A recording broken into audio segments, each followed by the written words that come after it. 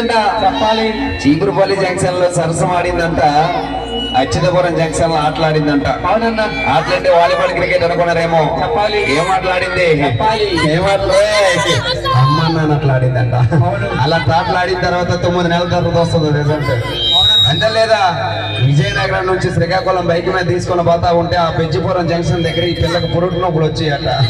Result ఏమొచ్చింది? ఏమొచ్చింది? పెజ్జిపురం centre లో బాలుడు పుట్టాడే, ఆ బాలుడికి రమణగాడు పెట్టాడు.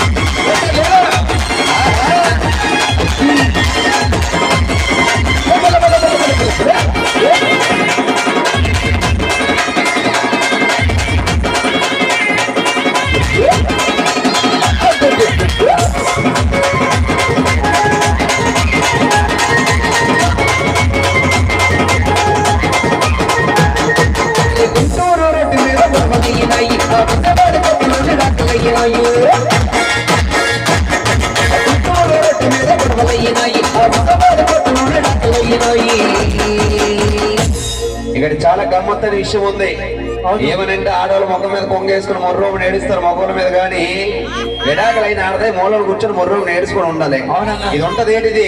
విడాకులు అయిపోయిన తర్వాత మలకాపురం సెంటర్కి వెళ్ళి మల్లెపూలు వ్యాపారం పెట్టింది.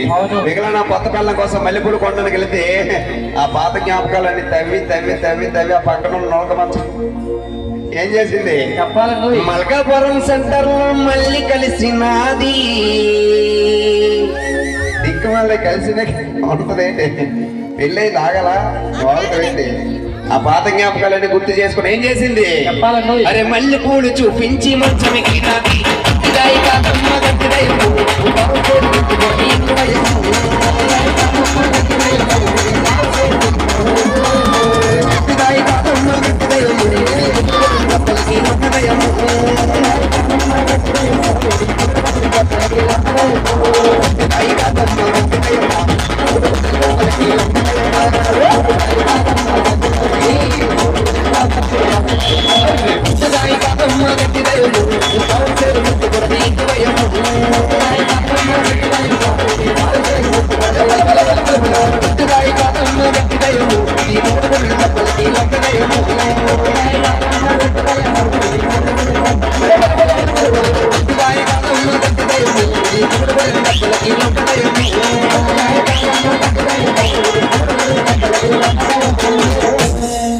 అలాంటి అందమైన అమ్మాయి రిలేషన్ ఇలా చూడు మామూలు లేదు, అలా చూసుకోని ఉండిపోతాం.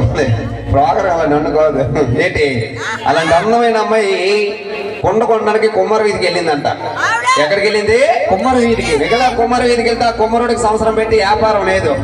ఆ కొండలైన మూలలు ఉండిపోయి నాయన ఈ ఆడవాళ్ళు ఎలాంటి వాళ్ళు అంటే కంటికి కనబడి సూది పోయిన అల్లరి పెట్టేది, కనబడకుండా గొడ్డలు పోయిన ఇబ్బంది ఉండదు ఈ ఆడలతో. అంతే లేదా? మిగిలిన 20 రూపాయలు కొండకొండడానికి వెళ్ళింది, కానీ ఆ కొండ గొప్పలోనే లేదని లోపల చెయ్యింటింది. ఆ వ్యాపారం లేదు కాబట్టి లోపల చిన్న తెల్ల తేలు ఉండిపోయి తేలు ఉండిపోతే ఏం చేసింది? మండకి ఇచ్చేసింది. ఏం చేసింది? మండకి ఇచ్చి ఈ మధ్య కాలంలో సలుపు